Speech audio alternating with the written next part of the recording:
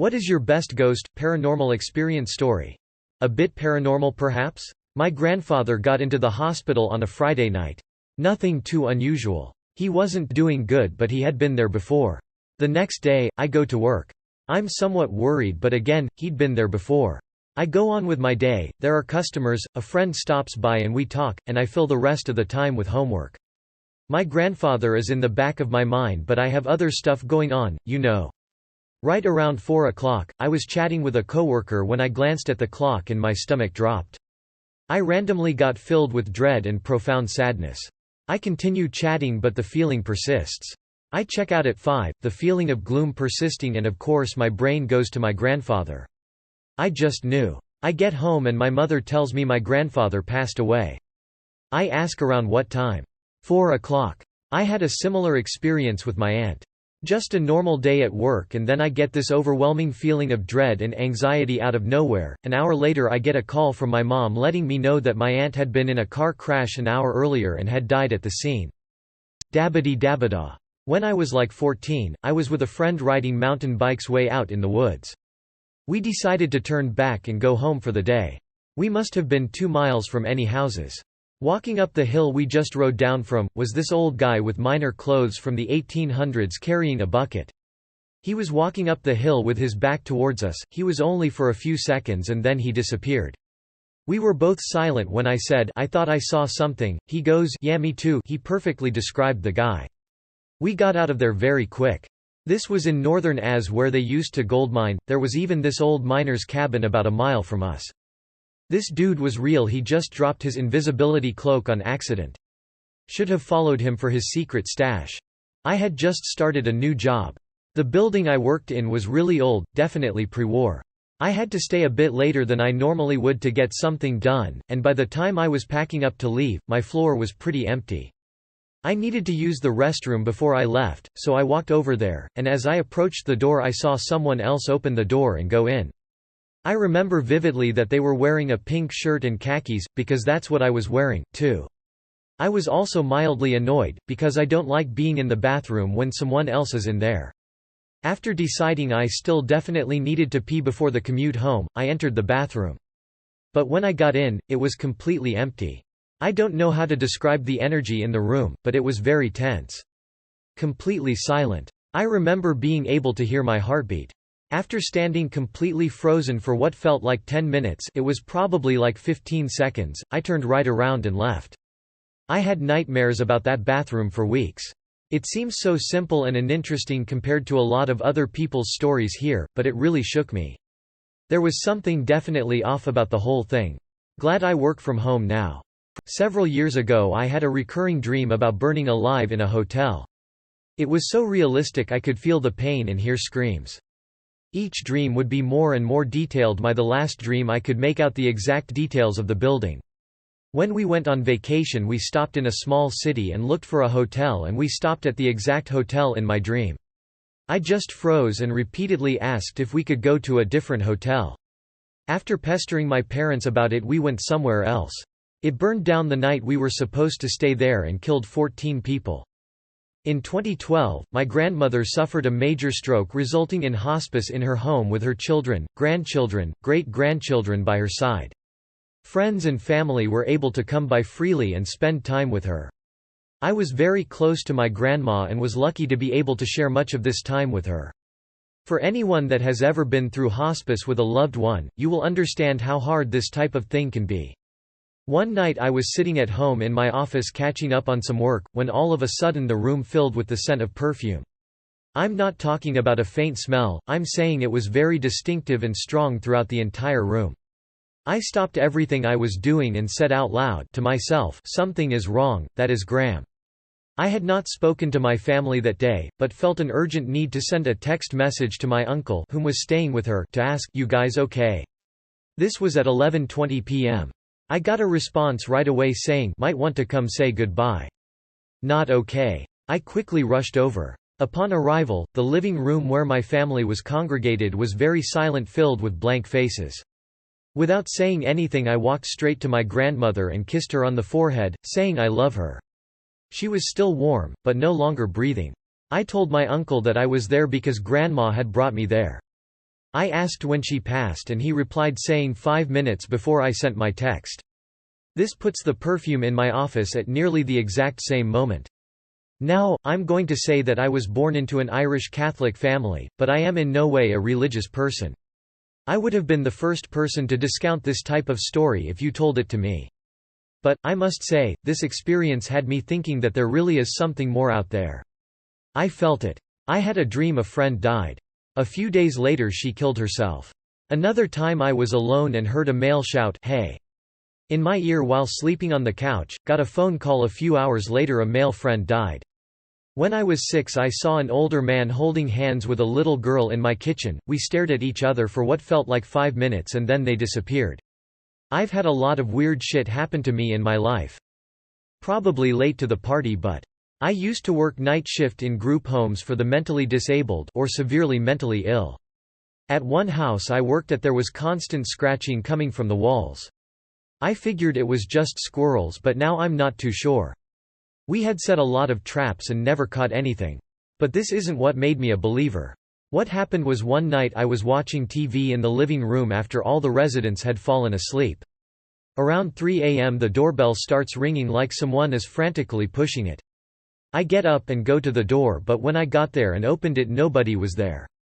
Now the 3 things you need to know about the entryway, first is that the entry is into the living room and I can see it from the couch, second is that the front door has a very large window on it 2/3 plus of the door is window and lastly, that the walkway to the front doorknob a 20 to 30 feet corridor that has 12 feet brick wall on either side.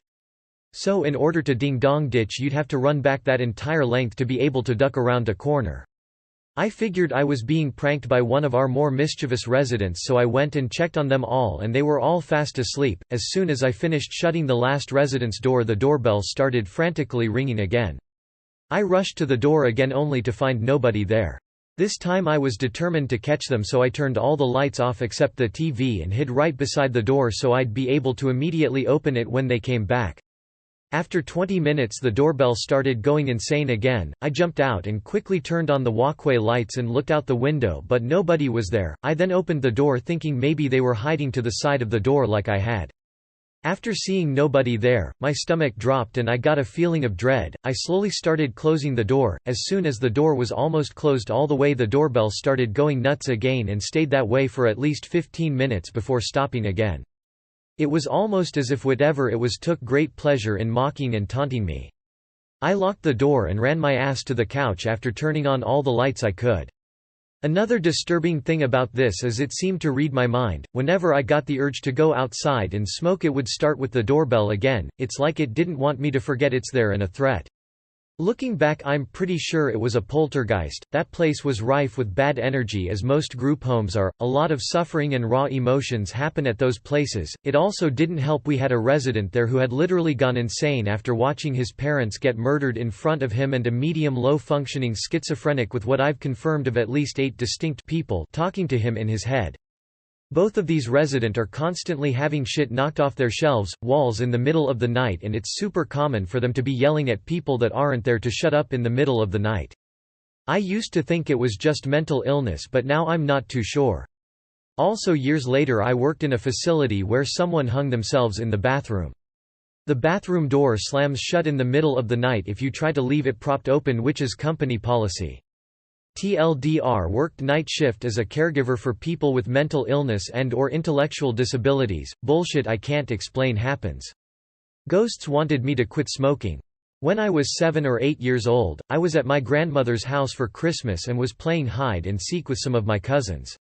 For context, the house was big, worn-down Victorian house that had been moved from its original location to the plot of land my grandmother owned. It was very cold and drafty, especially in certain rooms. The upstairs where we were playing consisted of 4 bedrooms, 3 of which opened to a large landing, one of which was down a long-ish hall.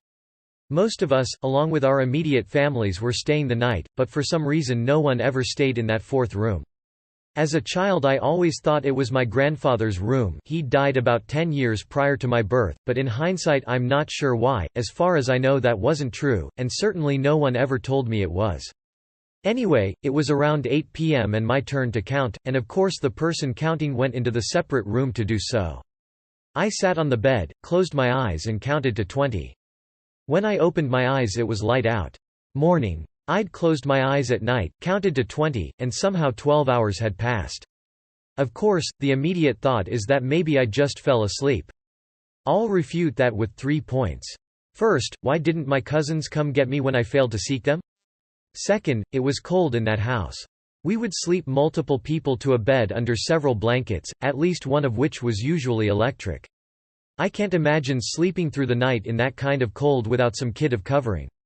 And third, there's no way my parents wouldn't have bothered to come find me before they went sleep, and when they did find me, they wouldn't have left me there, especially without a blanket. I can't tell you what happened. Maybe I had some sort of strange memory lapse that just happened to begin and end in the same location. Maybe the simulation lagged. Maybe I really did skip 12 hours. All I can say for sure is that something happened that night, and I've never been able to explain it.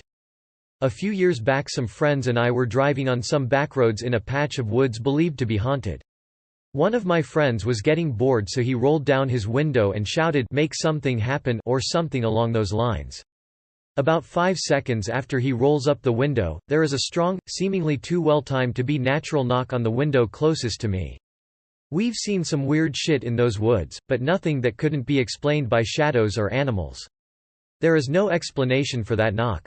Nothing was thrown at the car, we weren't moving, it sounded the way a knock made by a human hand sounds, etc. Actually later on, we heard a very feminine shriek in those woods with no explanation either. So there's that. Small but weird, I rented a room in a New England farmhouse, grad school.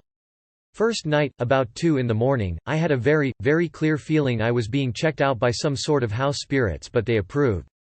I went back to sleep. First time my girlfriend came over, she sat up in bed. I asked what's up, and it was almost word for word, something was checking her out but there was no threat. A few weeks later my brother came over, next morning, unprompted as he came downstairs he said he felt like something was checking him out at night but it was okay. A new housemate, later, said the same thing his first morning. None of them knew each other, it was weird. TLDR, 4 guests in a New England farmhouse said spirits checked them out the first night. God, I wanna know what happens when someone gets checked out but they're deemed not okay. I don't care how many times something like this is posted. I will always sort through it. And at night before bed. Camping at a friend's family property with a group of friends. They had a huge dingy shop full of old tools and old furniture that was super creepy. Dirt floor, clown paintings in the loft, not even kidding. We stayed up late drinking by the fire and I was the last one awake. Went to go pee on the side of the shop and stood about 5 feet away looking inside through the window. There was a fluorescent light on and I noticed what looked like a piece of paper or dollar kind of floating around. I thought it was a moth at first but it was moving in a very flowing figure 8 pattern that was very rhythmic. It reminded me of dangling a carrot. I watched it for maybe 20 seconds, which felt like forever. Then it quickly floated back to the corner of the shop where it was dark. There was also a wood chair near the corner that added to the creepiness. Could have been a moth though. I sat back down by the fire to finish my beer and have a smoke. No one else was awake so I played Robot Unicorn Attack 2 on my phone for a while. I noticed my friend Mark pop out of his tent to pee, then go back in to go to sleep. I decided sleep sounded good, so I went to my tent and fell asleep. The next morning, we were having breakfast and Mark said, "I saw you guys sitting by the fire super late, how late did you stay up?" I told him I was probably 2 or 3 a.m. Then he said, "Who was up with you?" I told him I was the last man standing. He said, "I got up to pee and saw you on your phone and 2 people over your shoulder watching you play." He said one person looked bigger so he thought it was one of our friends, who was a bigger dude. He said the other person was taller and skinny, but none of us are noticeably tall, or skinny. Freaked me out. We still camp at that property once a year, but I don't go in the shop, and I go to sleep whenever my wife decides she's tired. Ghosts just trying to figure out WTF you doin'. When my middle child was about 2.5 to 3 we lived on an old house with a lot of poorly built self-done renovations done on it. There was an under-house storage area, workshop area accessible from one of the bedrooms. This workshop has a hatch door to the dirt under the house. Anyway, my daughter used to complain about the blue lady that lives under the house. We moved and never heard about it again. Ever hear the harmonica at night? Maybe she meant blues lady cool.